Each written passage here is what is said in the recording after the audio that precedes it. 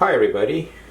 Well, today is the day that we are going to start doing using charcoal, and as you can see, I have a sheet of 18 by 24 newsprint paper.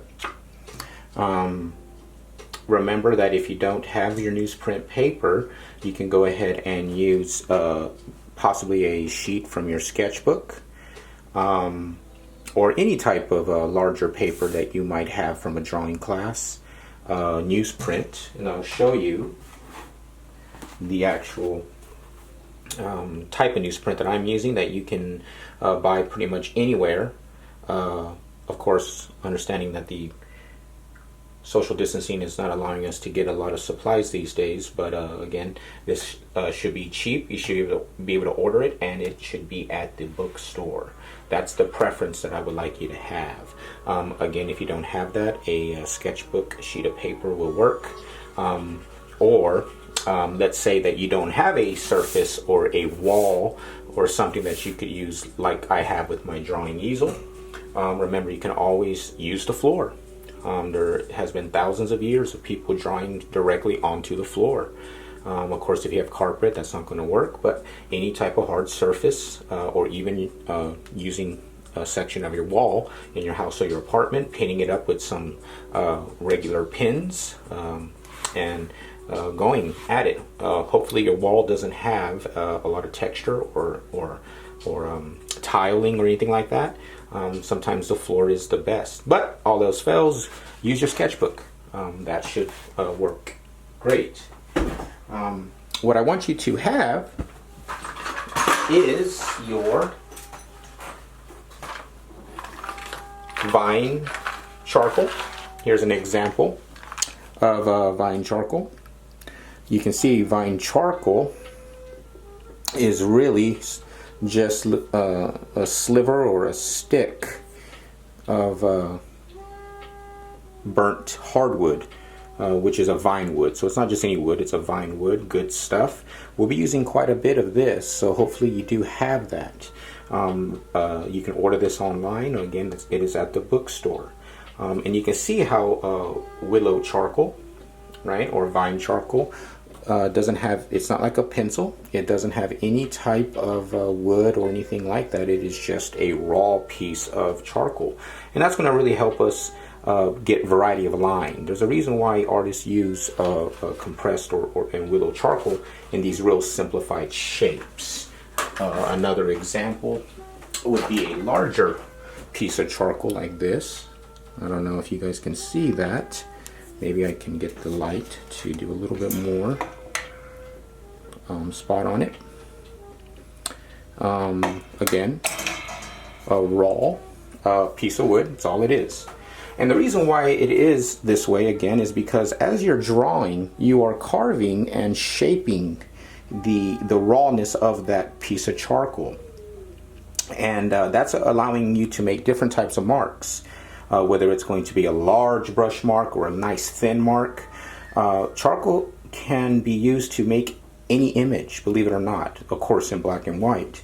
The realism that you can get with charcoal is unbelievable. And later on, I'll develop some PowerPoints to show you guys some of the realities and the ways charcoal has been used. You can consider charcoal like the foundation of most designs when it comes to paintings, drawings, printmaking. Most everything begins with a charcoal sketch, and the reason is because charcoal is a free form material. It is so forgivable, right, that you can mess up and erase and overlap and overlayer as many times as you want, because charcoal is very forgivable. So that's why most artists use it in the first stages of any type of drawing or painting. But what we need to do is learn how to use charcoal properly first. And you can see that it's not a pencil, it's not thick, right? It is very thin, because in order for us to learn how to make proper marks is we have to hold it almost like this. You see how I'm kind of pinching it with the long side, right, towards my palm. Okay, kind of like the OK symbol. Now that is going to allow us to use the full wrist and the shoulders and the elbow to make our marks. Now, most of us are used to kind of drawing like a pencil, like holding it like this, leaning onto a surface, and then making our mark with pressure. Drawing is defined as drawing a form out of yourself or out of the paper. So you can consider when you draw, right, you are pulling the line, not necessarily digging the line in like you would with a sharp pencil. You're digging that line into the paper. When you draw, you hold it a lot more delicately, and that allows a lot more freedom of movement with that wrist. You cannot do that like this. It's not going to work the same way. So be sure today what we're trying to do is hold on and learn how to use our medium properly. Now, the same thing with the larger piece of charcoal. Okay, you hold a larger piece of charcoal the same way. Reason why artists like to use bigger chunks of charcoal is because you can actually draw shapes or carve shapes into the tip of your charcoal, getting different types of bold lines, thin lines. So bigger the charcoal, the bolder the line. You can square this off, 45-degree angle it, create a pyramid at the top to give you varieties of bold lines. What we call that in the arts is called variety of line. A good drawing will have a large variety of different types of lines. Thick lines, thin lines, squiggly lines. But the more variety of line that a drawing has, the more depth it has, layering it has. Remember, looking at a drawing is looking at a journey of the process of the artist observing whatever they're trying to draw, whether it's a shoe, a boot, a landscape. You're looking at a time frame of beginning to end. And charcoal and pencil and graphite allows the viewer to see the process, because you can't fully erase a drawing. It's always going to kind of be there. So you're seeing the layering, and the more layering, the more complex, right, the drawing is.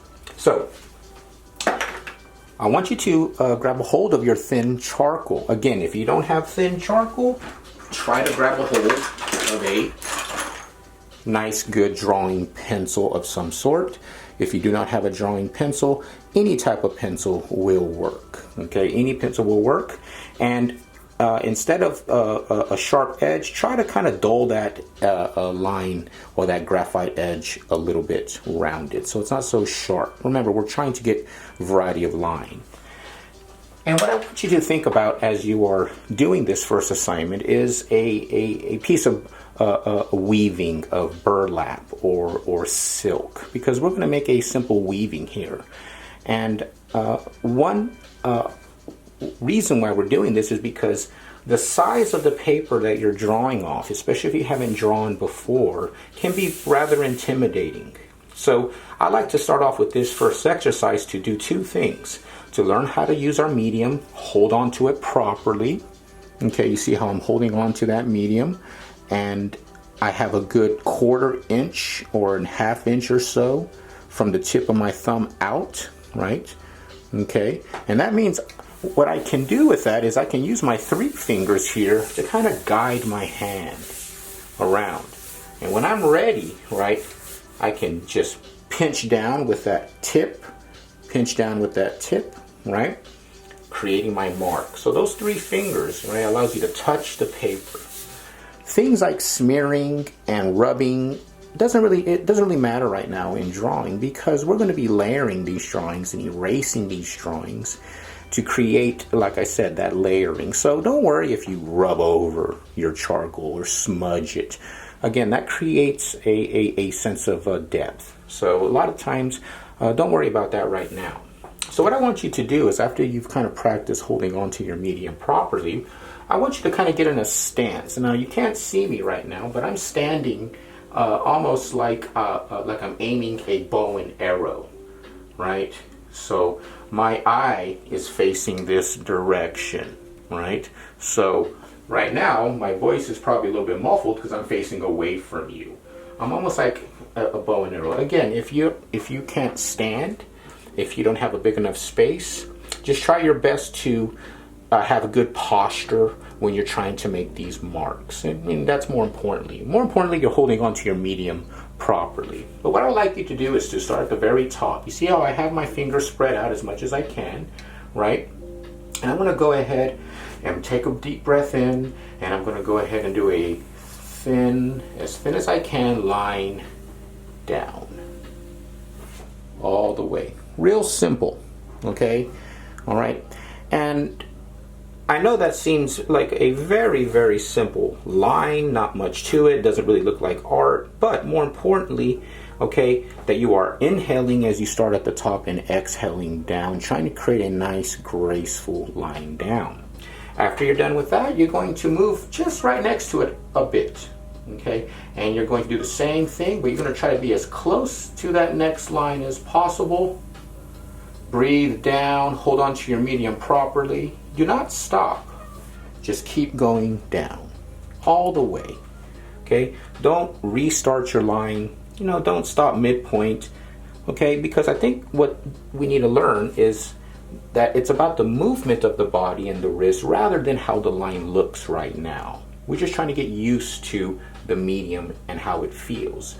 Charcoal doesn't need a lot of pressure. Okay, it likes to glide over the paper. Now you see I'm doing my third line right next to my second line, right? And as I'm drawing, as I'm making my lines, I am carving a little, wedge of some sort, right, into my edge, right? And that's what's going to eventually start to create my variety of line, is the little wedges and carvings that I do on the edge. So as you're going, you're going to kind of twist that around. Okay, next line, I'm going to twist it around so I'm not using the flatter side. Okay, now I'm going to try to go as close as I can, again making a thinner line all the way down. And then I want to continue on as close and as accurately as possible. Very simple. Okay. But more importantly, okay, posture, positioning of your hand, making sure you are holding on to the medium, and observing also the line that you are creating. Okay, so I'm going to keep going, and as I'm drawing, okay, we're going to be talking, or I'm going to be talking about, certain things we're going to be seeing as you do your line drawing downward. Because variety of line, remember, is defined as thicknesses and thinnesses being used at all times. Meaning that you never want to have a drawing, right? Or in this situation, what we're trying to do with drawing one is we don't want a drawing that has a uniform line thickness. The reason is because a uniform line thickness, when a drawing has lines that are all the same thicknesses, it's going to look rather graphic, right? It's going to look rather manufactured, is probably a good way to say. And there's nothing wrong with that when it comes to certain types of commercial art, graphic design, but drawing is more raw than that. Meaning that we want the movement. We want to learn how to draw the figure, the dancer, right? The boxer. How do we capture nature in its natural movement? And the way that we do that, the way the artist has been doing that since, the cave drawings in Lascaux in France and in the ancient Stone Age drawings, is through charcoal. And still to this day, not much can compete with the complexity of charcoal and how it can create dramatic shadows, how it can create realism, right? And how forgivable the medium is, right? Now, as you can see, as I continue to make my lines, I am concentrating, I am breathing, right? I make sure that I try to have as quiet as a space as I can. This can be done outside, right, in the sunlight, okay? But as I'm making my lines, what's happening is I'm creating something interesting already, right? And I'll do a little zoom in here, right, if I can. Oh, no, I'll do that later. As you can see, what's happening here is that a sense of movement is starting to happen because of the line space, negative space in between the charcoal and the variety of spaces that I have, right? You have thin spaces, you have thicker spaces, you have lines creating some sort of a pattern, because as you can see at this angle, it's all kind of starting to bend because I do not want to cross over my lines. I'm trying to do separate lines, right? But some sort of a rhythm or pattern is being created. And that's interesting, because what happens when we tend to see rhythm and movement with a multiple line is that you start to develop a narrative in your mind of what possibly it could be or it could look like, right? Just like looking at the clouds, right? As a child, for some reason your brain just wants to find an image or to make sense out of that abstraction, right? And that all has to do with the variety of forms that the cloud can give us. And the same thing with this drawing, right? The variety of lines and negative spaces where the charcoal is sharply placed. As I'm twisting it, you can see, right, it's sharpening up, right? And I'm twisting another direction, gives me another shape, another thickness, another variety, okay? And what's happening is that movement starts to move images in your brain. Then you start to think about, what is this, right? And at this point, right, what does it start to look like to you? Could that be a tree trunk, right? Could that be, right, flowing of hair? Could that be the waterfall, right? It could be so many things in the imagination, okay? But more importantly, we're breathing and we are trying to hold on to our medium properly. At some point, you know, since we are so conditioned to work like this with our medium, right, and we are so conditioned to like lean up against it, if you are on the ground, try your best to stand and be free of the of anchoring your wrist to it. Remember, more so use your elbow, shoulder to create that line, okay, to create that movement. That's why, if you can, standing is the best way in order to learn how to draw, because drawing really does involve the body. Drawing involves how your body is shaped and how you stand in your posture, because all that is going to influence the mark that you're going to be making. Okay, I'm going to keep going for a little bit here. Now, what your assignment is to continue to fill up that space completely with your lines going up and down. Completely fill up this sheet of paper or your sheet of paper. Now, that's going to take a little while, okay? But what we have to kind of be, we have to understand in drawing is that there is going to have to be a level of commitment to finish your drawings.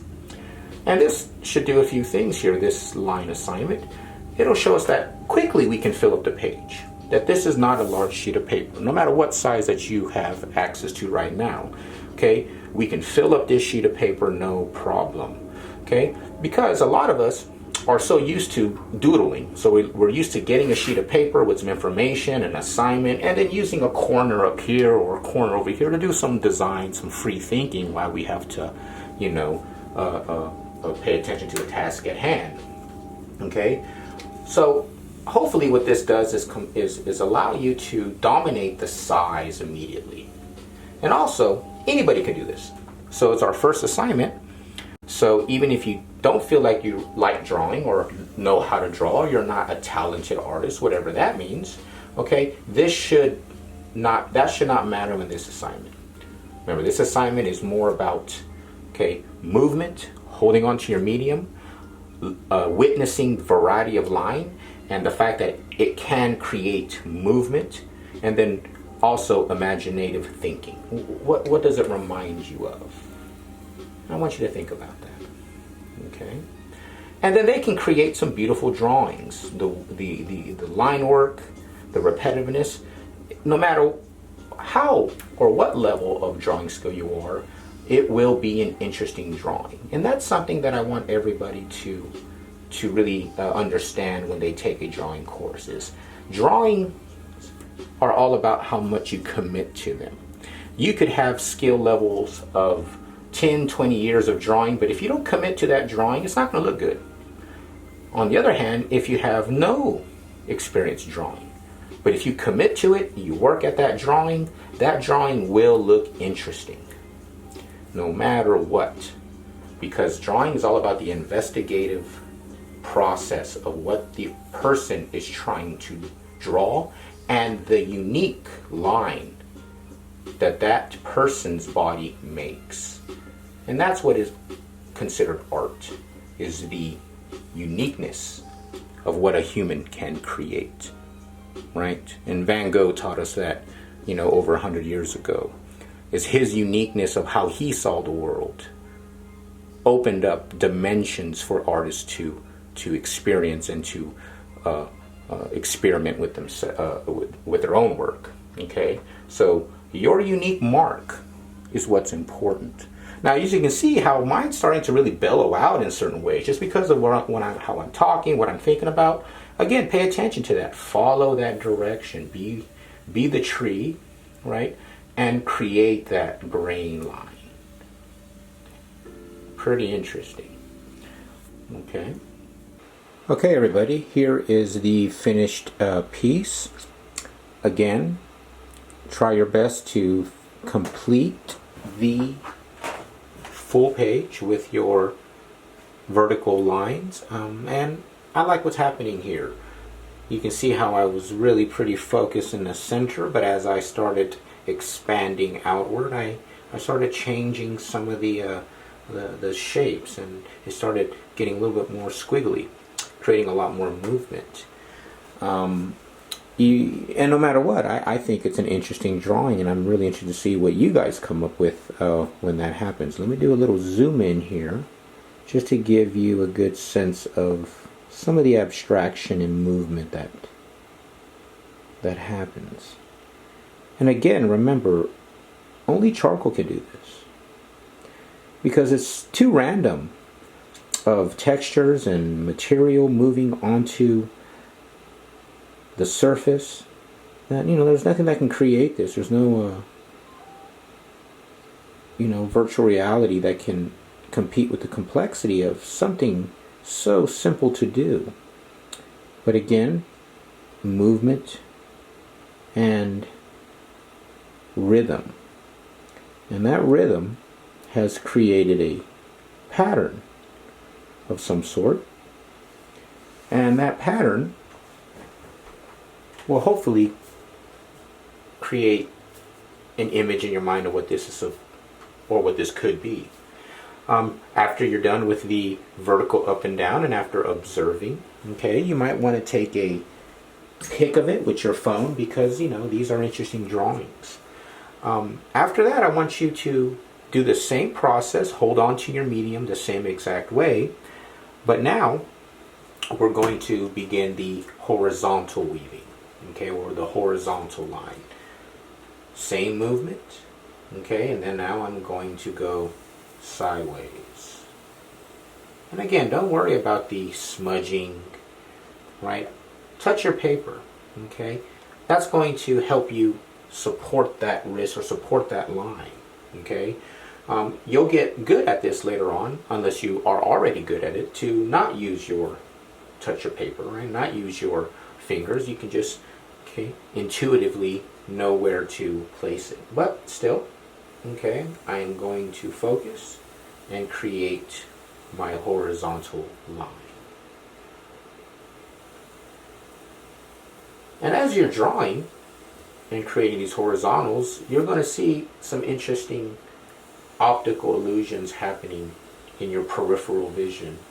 as I'm concentrating on and looking at the tip, right, of my medium here, okay, my hand is, moving across the pattern, and it's creating some interesting optical movement. Again, why that is happening is because of the variety of line.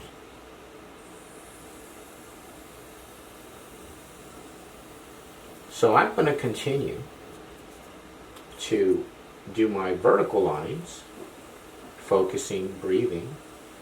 You are to complete, okay, vertically lines, filling the whole page. Remember to make sure you are attempting to go as close as you can as possible. You should not have an inch or 2 inch. These should be as tight as you can. Remember, try to think of a weaving. Okay, and that's going to determine, or let us all know how much time you actually spent on the drawing. So do the best you can. Remember, there's nothing that you are trying to create other than this weaving at this point. Okay, I'll go ahead and finish this up and let you know, show you how it will look when I am complete. So as you can see now, I'm at midpoint of my horizontal expanding up and down. So horizontal, expanding up and down, obviously.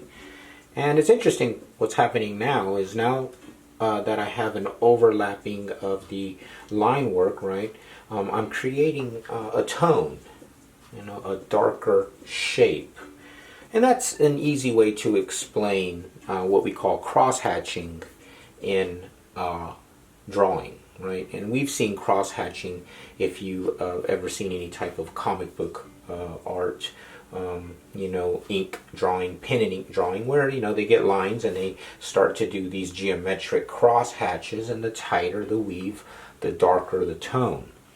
So I just want you to stop at some point and observe when you start developing a mass, right? You see how this has created a mass, and that mass is also being separated from the background through a tone. So it also gives us just a little bit of depth too. We have a shape and we do have a background and we have a tone that's creating a shape, and that shape is elevated. It's floating in the frame of the drawing, right? Later on we'll be talking about composition, which is how we organize shapes within our frame or our shape, because cropping our drawing is going to be important. Composition is really easy to explain if you think about how you look through your viewfinder when you're trying to take your selfie, right? How you place your head within the viewfinder square. Well, you're working with composition there. Okay, this is a very simple composition. It is just a mass, a square mass elevating in the center.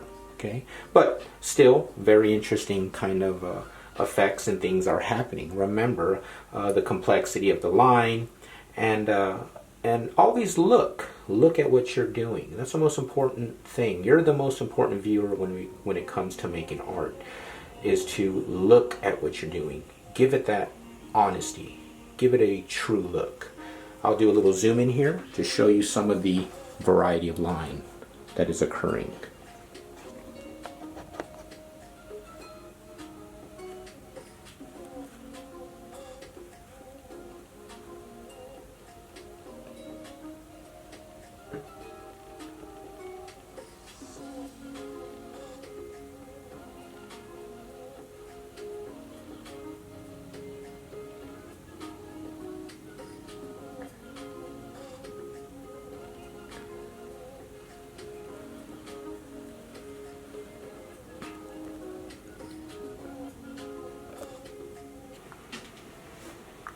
So here is a close-up of the bottom. I'm almost done with mine here, but I'm going to try my best to show you just how I'm twisting and turning the tip of my charcoal in order just to show you how I'm playing with the variety of line.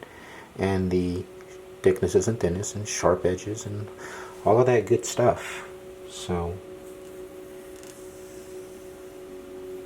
again, when I get here, I'm going as close as I can, and then I'm turning. And again, always making sure that you're breathing properly.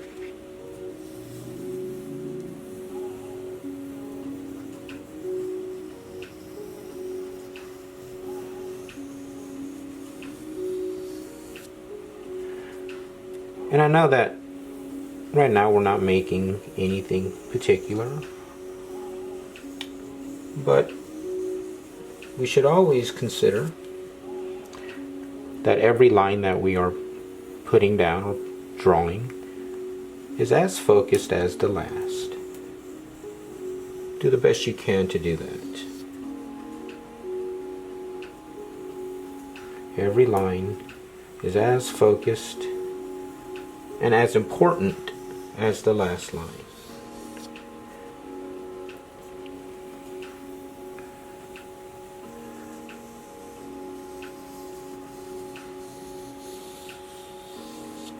And a lot of this, or these random marks that I'm applying, or how I'm doing this, is how you do a lot of random material like fur, hair,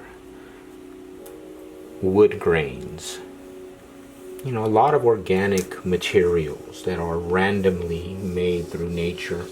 Well, you have to approach it almost the same exact, approach it in a random way to create that random perfection of nature.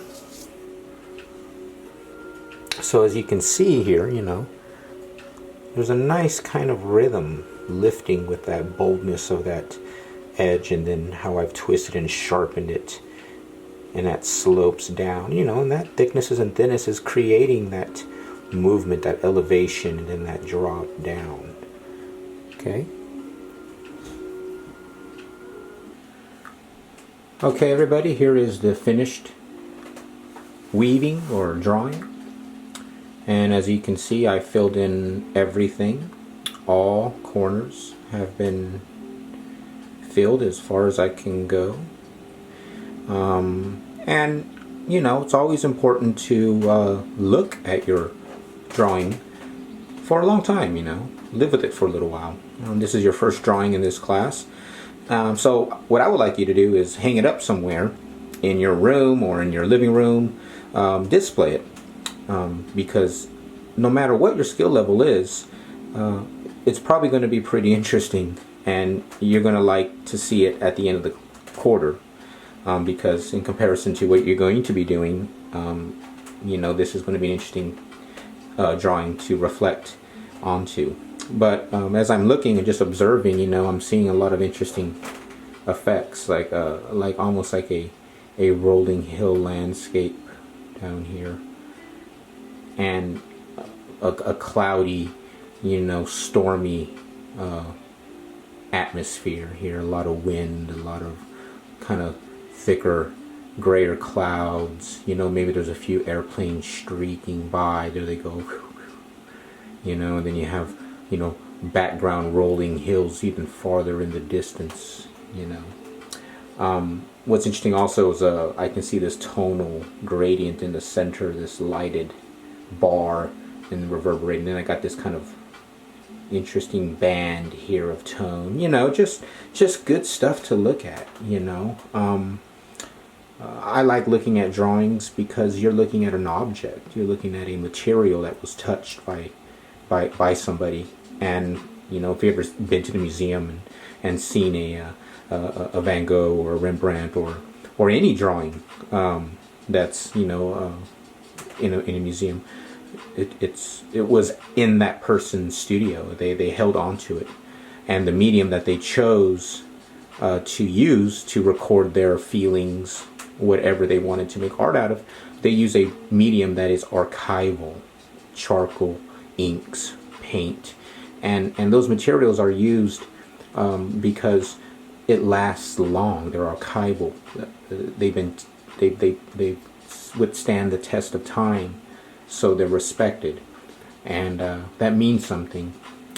When you do a simple drawing like this, is you're already a part of the discussion of thousands of years of art history, and you've used those same tools to create something that has never existed before in the world.